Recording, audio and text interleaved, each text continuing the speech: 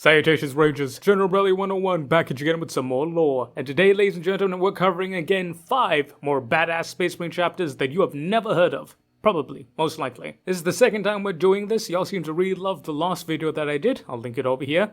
So, ladies and gentlemen, strap on in, buckle up, and let's start taking a look at 5 Space Marine chapters that really deserve more attention. So first up ladies and gentlemen, we have number 5. The Brazen Consuls. Brazen Consuls are a loyalist Space Marine chapter from an unknown founding, and they hail from the Ultramarines. And what's unique about these fellas is that they hail from a world of Aventium. And Aventium is actually what's classed as a quote-unquote modern world, or it's assumed that it's classed up. We don't exactly know its classification, but it's prosperous and the people there are quite safe, which is quite odd for a Space Marine chapter. Generally speaking, when Space Marine chapters take recruiting grounds as fiefs, they go for death worlds or feral worlds. Worlds that breed hearty populations ready for war. They don't really take a population like this per se, which isn't really suited for war, mainly because they're in such peace. However, whilst the majority of the population of the world is indeed quite chill and relaxed, its nobility has been proven to make exceptional martial combatants, with each single noble house having a very strong martial tradition. And the Space Marines of the Brazen Consul see that, and they recruit exclusively from the nobility of the planet. And you may think that all of this means that the Space Marines would be less combat effective and they would be more stubborn and arrogant, but quite opposite is actually the case. Every single aspirant that joins up with them is already a master fencer and marksman, as they are trained in both rifle and blade by every single scion of the noble house. Like I said, they have a very strong warrior house tradition, and that actually makes it so that they are just as, if not better, than the feral worlders or death worlders. For while they may lack the sheer veterancy, as well as the experience that comes from having to fight for your life, they have access to significantly better training and better technology, so that evens it out. And in regards to the Brazen Consuls being kinda assholes, not at all. For one reason or another, I don't exactly know why or how, all the nobility that get recruited into the Brazen Consuls end up being very calm and diplomatic, very understanding and very humble in some regards. It's very much the calculating political understanding rather than the brash gross bravado which most nobles of the Imperium are known for. So much so that it's noted that the Brazen Consuls are an extremely disciplined chapter, so much so that when they engage in combat, their main strategy is actually to slowly whittle down the enemy, leading them into false senses of security and then springing on them devastating traps. And to do this, they employ the use of solitary survival tactics, in which case it will be a squad or just one brother in some instances that would lead the enemy into a massively planned ambush where they are annihilated by volume of fire. But in the same vein, they also make excellent diplomats, as each one of them are incredibly well skilled in dining etiquette as well as political maneuvers. They've often been used as diplomats and political entourages for other people in regarding to the sector, and they've often been used as third parties to solve issues and disputes. So all in all, it's a very interesting chapter. And their moment to shine, however, would come during the Third War of Deimos. You see, Zarakan and his Necrons were trying to destroy the world of Deimos, or they wanted to recapture it, one of the two. So Deimos itself sent need for aid. Problem was though, the Ultramarines who were defending it at the time didn't really have enough to go around. You see, this was during the end of the Dominus Crusade and the Plague Wars, so the chapter could only send a rather small strike force, less than a company, as well as a few regiments of Ultra Auxilia. This, however, would be hilariously insufficient to get the job done. The Ultramarines would then send for aid towards other chapters to try and help them to defend this area, and they would be answered, as several successor chapters would join them, including the Iron Hounds, the Brazen Consuls, and the Lebators. However, this still wasn't enough. As it turns out, there was a warp gate known as the Dolem Gate, which the Necrons would use as a trump card, as a fleet of tomb ships would arrive from the gate and descend upon the Mandeville Point, thus putting the Ultramarines and all their successors in one hell of a tight place. However, the Ultramarines refused to yield, even as it seemed that death was there to claim them. However, at that point, the Mandeville Point for the Deimos system and the Dolem Gate would open again, and the Ultramarines believed this would be the final death blow, as the next wave would arrive to destroy them. However, it would actually be a reinforcement fleet of the Imperium that was led by the White Scars and Salamanders as well as several Imperial Guard regiments. You see, they had received the earlier requests for aid from the Ultramarines, and descended upon the battle, and together were able to retake Deimos and throw back the Necrons, but for a time. All in all, I gotta say I really do love the Brazen Consuls. The whole idea of them being nobles who are actually good nobles and recruiting from a noble, it's very unique. Not to mention, love the bronze on their color scheme, or brass, if you want to be so bold. But I always love me metallic colors on me Space Marines. But all in all, great chapter.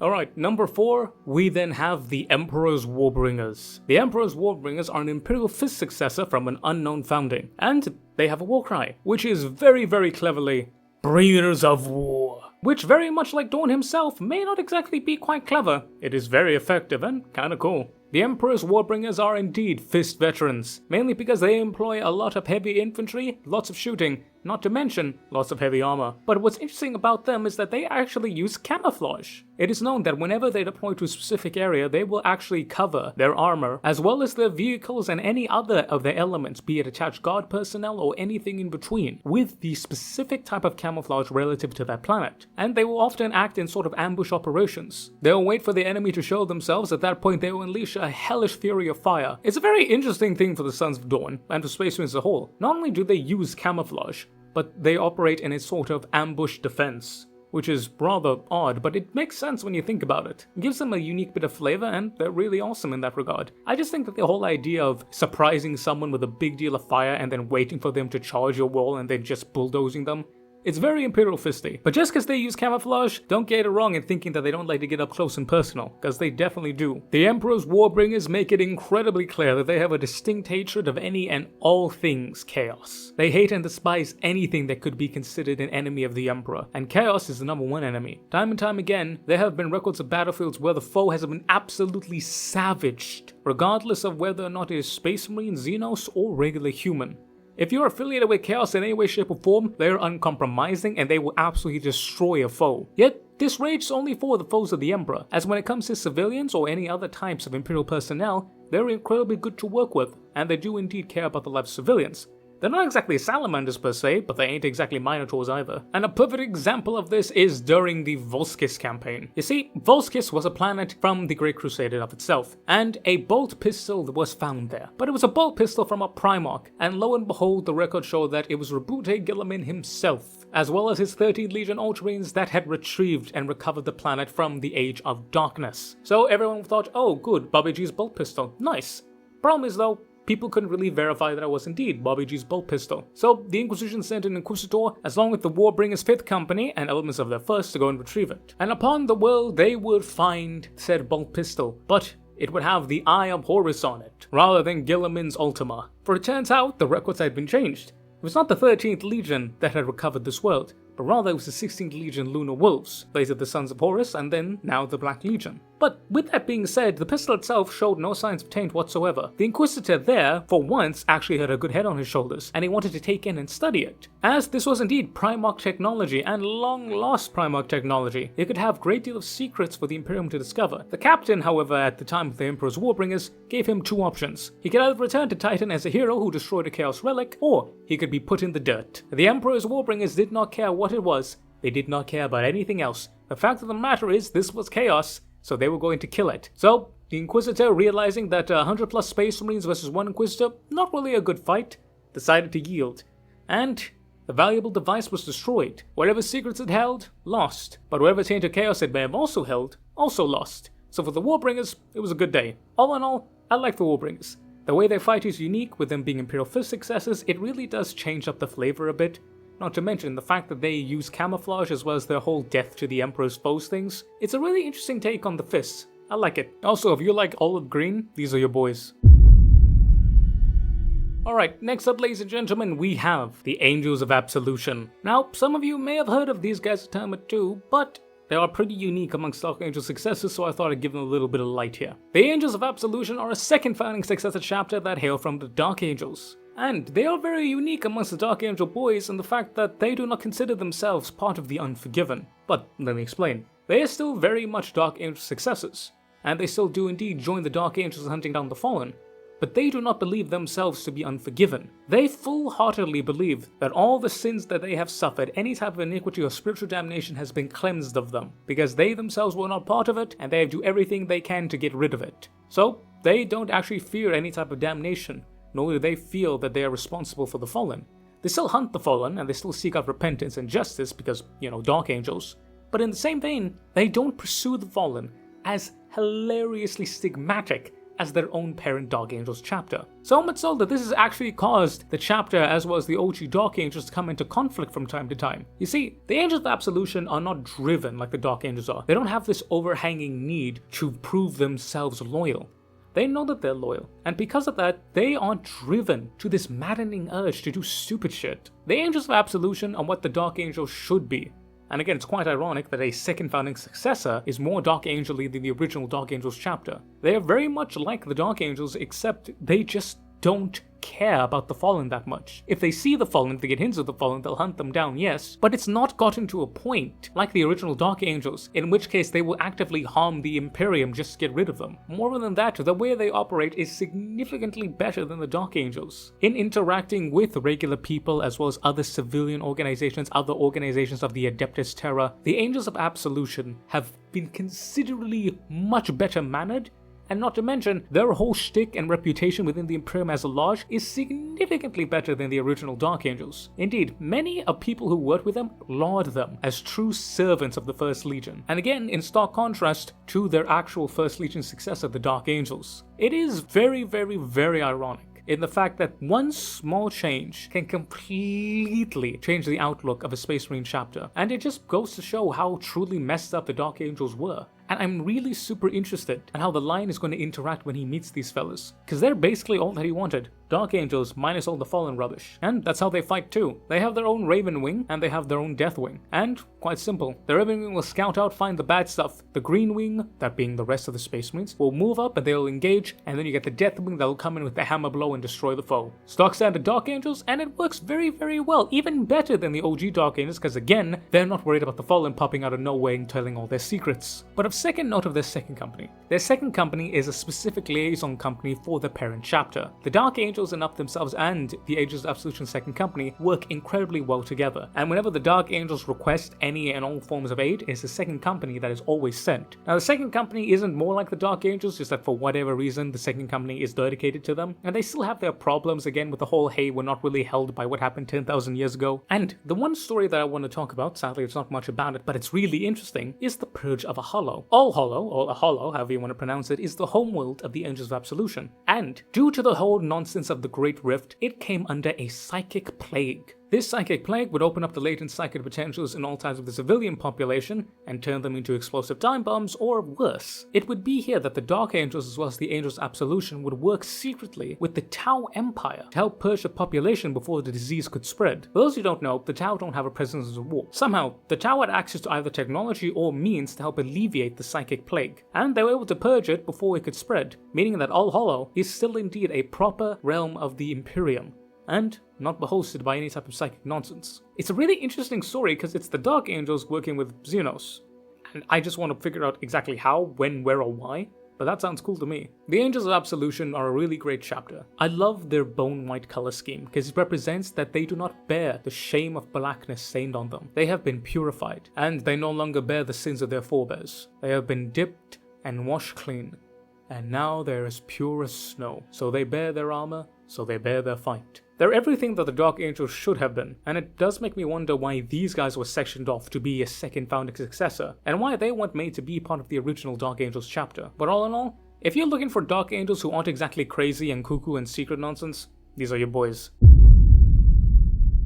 So continuing with the Dark Angels theme, we come to number 2, the Consecrators. Now the Consecrators are very interesting in a Space Marine chapter, mainly because we only have records of them showing up, basically about 300 years before the 40,000th year for Warhammer 40k. Now normally, that wouldn't be much of an issue, right? New Space Marine chapter, simple as. Problem is though, the Consecrators, by their gear, are the oldest Space Marine chapter period. The Consecrators are armed exclusively with Heresy-era gear. Quite literally, there is no Mark 7 armor amongst them. Every single one of their Space Marines are clad in either Mark 3 or Mark 6 power armor, including Mark 4, 5, and of course some Mark 2, but Mark 5 kind of middles in a little bit. All of their vehicles are Heresy era. All of their Deathwing are clad in Cataphracti Terminator plate. They are basically the old Legion, so much so that they actually wear the old black color scheme of the Legion in of itself, and they operate in a terrifying manner. They normally descend basically, if not at half strength or full strength only. They will descend without warning to either enemy or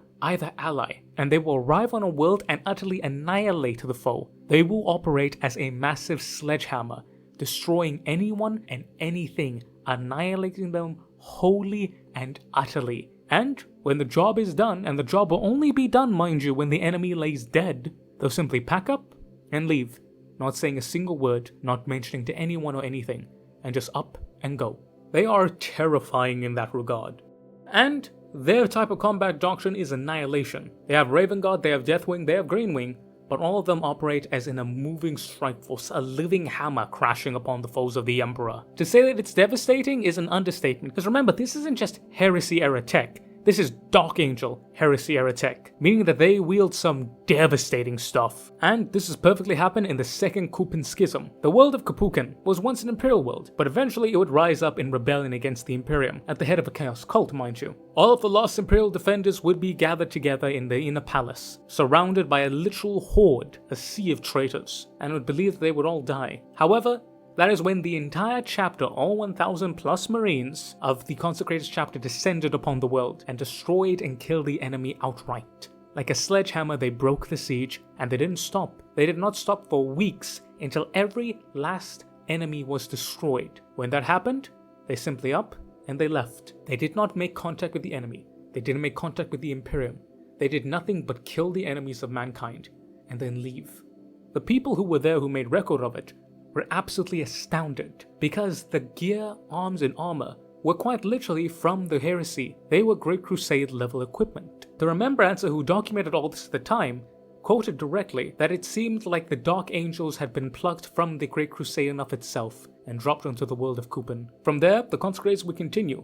They would serve admirably together with their parent chapter, who seemingly knows their existence and works with them quite well, and they would heed the summons of the Dark Angels to fight off Typhus and his Plague Marines, and to fight off Vasher during the Arks of Omen tragedy. And they would receive the reinforcement of the Primaris Marines without question, and incorporate them into the chapter. From there, they were keen to serve admirably, fighting off foe after foe, again only arriving in either half strength or full strength as a massive hammer blow, destroying the foe utterly before up and leaving. Now, it does make you wonder, why? How exactly is this, and why is it? Well, if you take a look at their insignia, it is very similar to the Firewing. The Firewing was one of the hexagrammaton of the Dark Angels, one of the 6 main wings of the Legion. Now, the Firewing was said to be dissolved, but why is it that this guy suddenly bear all of the arms and equipment of a Firewing?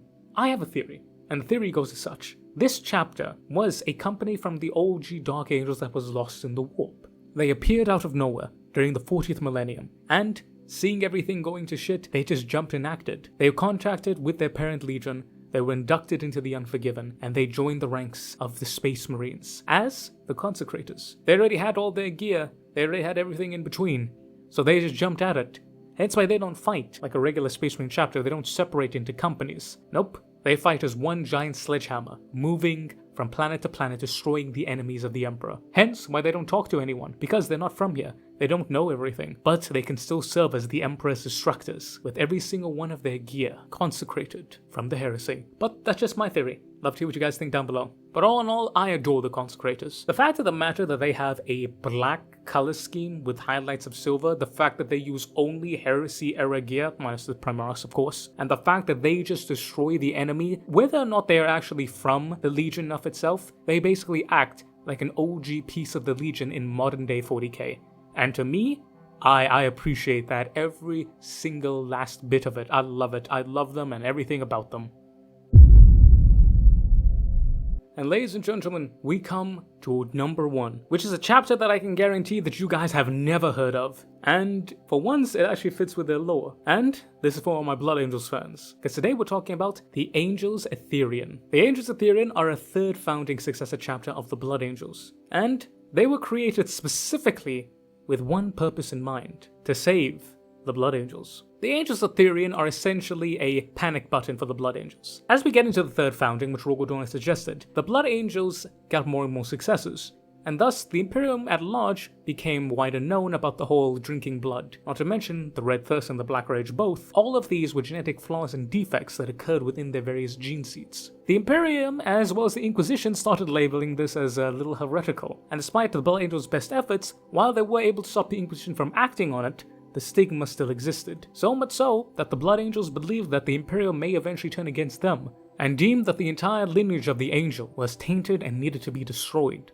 So potent was this fear that all the sons of Sanguinius collectively agreed that a new chapter needed to be made to preserve their father's lineage. And that chapter was the Angels Aetherian, The fleet-based chapter was created and sent to the edge of Imperial space in the Ghoul Stars. They would not have any contact with the wider Imperium, save for their parent chapter. However, with all the issues that happened during the thousands of years, even their parent chapter would forget about the Angels of Therion, so much so that everyone completely forgot about this chapter. To the wider Imperium, they do not exist. Yet, the Angels of Therion still remember their duty. They are the legacy of Sanguinius, and they have continued in their duty solemnly. Because of everything that has transpired, not to mention the very nature of their chapter, they have become experts at salvaging. They salvage equipment, arms, armor, and everything in between. And they are known to trade with various other Space Marine chapters, such as the Karkaradon Astra, and indeed with anyone who's willing to trade with them. But sometimes this isn't enough. Thus, to supplement their stuff, they've had to raid, and indeed in some cases commit piracy. Even fellow Imperial ships are not safe, but it must be known that whatever ships the Angels of Therion take over, the crew as well as the people there are treated incredibly well, and they do not destroy, they do not slaughter. They simply take what they need and allow them to leave. But usually though, some of the crew tends to stay with them, as due to the unique nature of the Blood Angel's gene seed, not to mention with the ability that the Angels of Therion possess in their sheer rugged determination, even fellow subhuman mutants are able to be restored and recovered and made into proper Space Marines. And this harkens back into the old lineage of the Blood Angels back on Terra itself when they were still the Revenant Legion. So resourceful are these fellas in fact that they've even managed to gain access to Primaris technology, though officially no Torchbearer fleet has ever seen them. How exactly this happened, I haven't the faintest idea, but they probably traded it from the Karkaradons. But regardless of how, when, where, or why, the Angels of Therion are a very, very, very unique chapter, and honestly, I adore them, despite how tragic they may be. They are essentially the Blood Angels' worry made manifest. Their anxiety, their fears. Should the Imperium ever decree that the Blood Angel's gene seed need be destroyed, it is the Angels of Therion that will keep the legacy of the Angel alive. And because of that, an entire chapter must now live on their own, not performing any duties of the Astartes, but simply exist for the sole reason that one day all of their brothers may in fact die. It's very sobering and it's terribly sad, but it is very unique, and overall I would love to see some type of media about these guys. I mean, they were created by a GW employee, so there's always the case that it could happen. But whether or not we see more of them, whether or not we see less of them, or whether or not people will even remember who they are, the Angels of Therion carry on with their duties stoically, for they are the safeguarding of the legacy of the Angel. For even if all should turn against the sons of Sanguinius, the Angels that lurk in the Etherian will keep the blood of he himself alive and well, for such is their duty, and their duty, like all Space Marines, is unto death.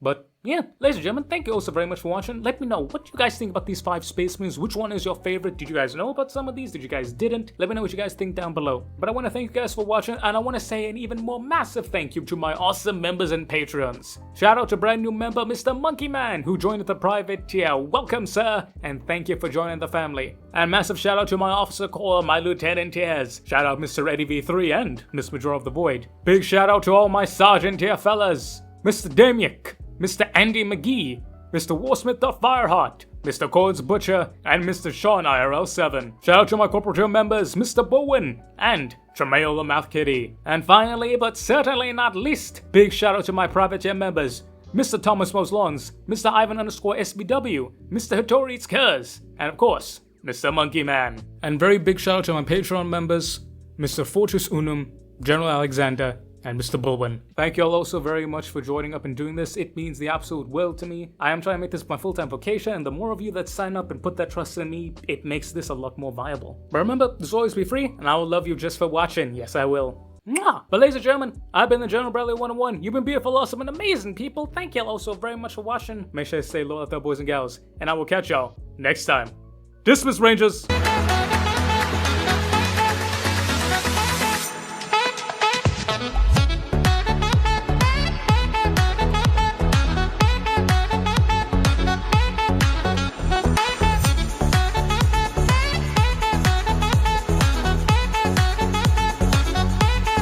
Will there be a part 3? Yes.